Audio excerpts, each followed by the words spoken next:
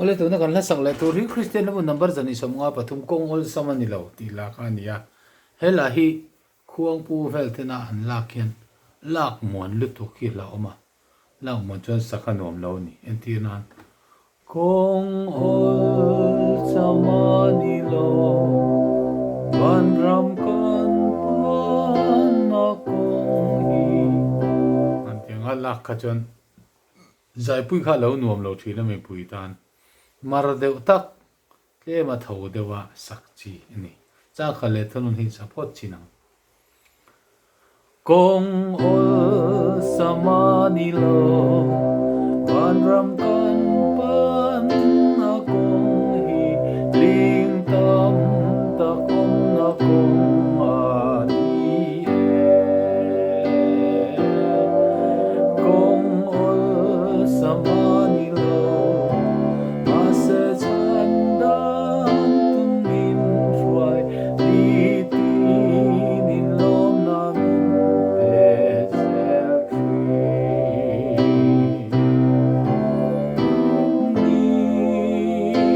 lo kong ol samani lo ni lo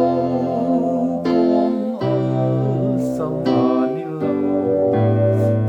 iswa ka kya ma om chuan kong ma ti eng zela ka pur piang min sok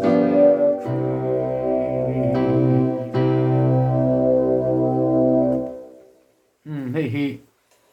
athunan to phi biak ina the tam takin khan saswal deuh thina abikin nu ho ten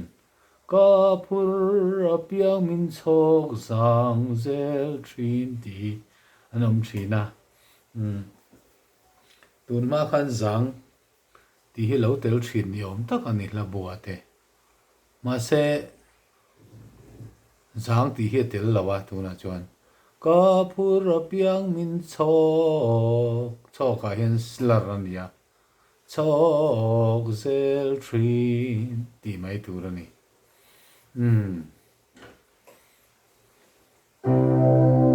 chang ni na hi in sale thiam kong ol samani lo wai na le har sat na te lau om tam tak to tura om re ma se isuan min shuan eng ma in min ti buai lo kong bum bo te ati rual zel ni lo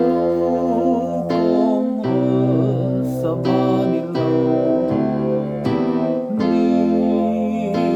lo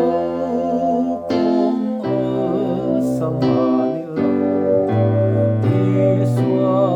ka kya ma om chuan kong ma ti eng zela ka pur piang min sok